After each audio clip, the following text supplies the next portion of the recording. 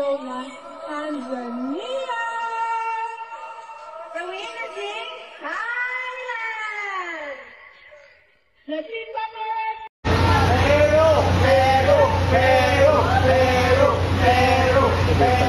Stand by Thailand graphic. Ready in 3, 2, 1, go flag. Walking forward now. Beautiful. Whole center, spotlight.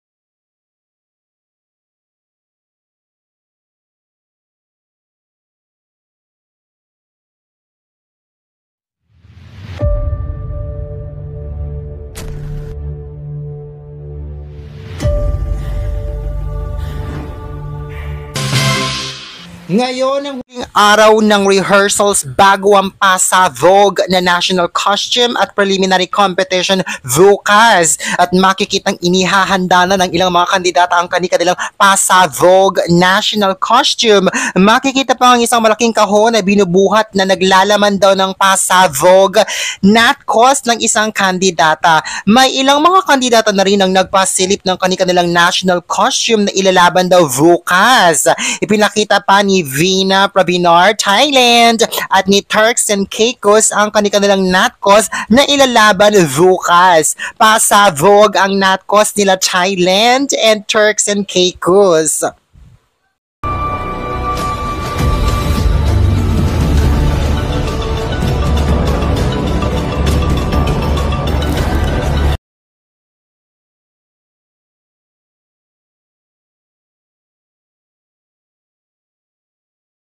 Samantala, 3 days na lamang bago matapos ang competition pero ang bongga ni Thailand kasi namigay siya ng mga tote bag, souvenirs para sa mga kandidata. Bongga no? Sinabi naman ni What It's Grisel na sasalang daw sa training si Vina Pravinar kay Emma Tiglao para mas gumanda daw ang walk nito VUCAS sa preliminary competition. Tomorrow, Emma, she will come to train how to walk a little bit. Because I want Vina more energy. Kahapon ay naging mainit na usap-usapan nga sa social media ang outfitan ni Atisa Manalo dahil napag-alaman daw ng mga netizens na may kapareha daw pala ite.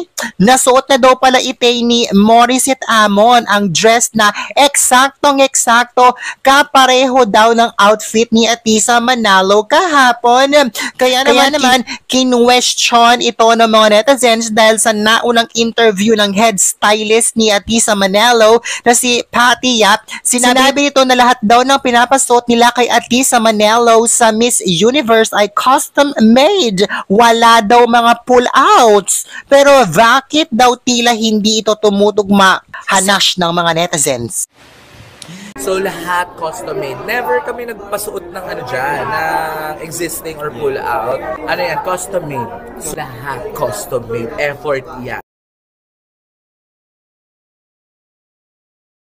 Samantala, speaking of styling, sa huling pagkakataon ay syempre, magsa-styling check na naman tayo sa 2 main stars ng competition na tinututukan at inaabangan ng lahat.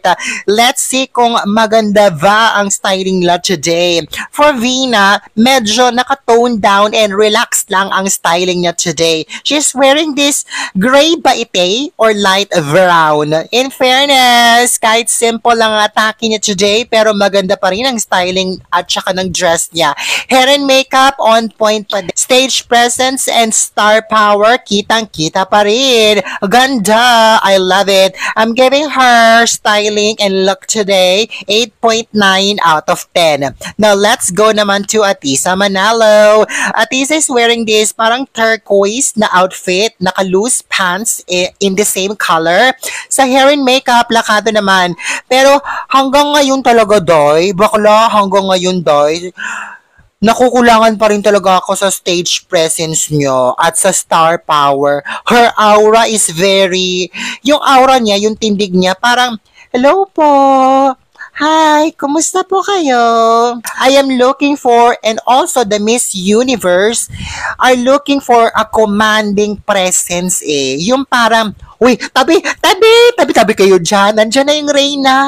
Di ba? Yung parang ganun. Yung tindig palang day, nagre-rehab na. Yung ganun. Sobrang mahinhin at napaka-demure kasi niya eh. Kaya ang tendency, nasasapawan siya nila Thailand at Colombia. Di ba? Now, sa styling naman, okay naman. Hindi lang ako fan ng mga ganitong styling. Kasi, natatabunan yung body niya. There's too much fabric going on sa top. But, her overall look naman today, it's giving na rin. Siguro bibigyan ko to lang 8 out of 10. Ayan! Excited na ba kayo sa NatCos and prelims tomorrow? Bakla, huwag masyado mag-expect. Manage your expectation. Expect the worst. Para hindi kayo ma-disappoint. Ako, hindi na ako mag-expect na mga pasabog-pasabog. Sapat na ang nakita ko for the last 16 days. Alam ko na kung ano ang magaganap bukas. Kaya, I have no expectation at all. Set you lang tayo, ha? Ayan. Anong hanas mo, Day? Anong hanas mo?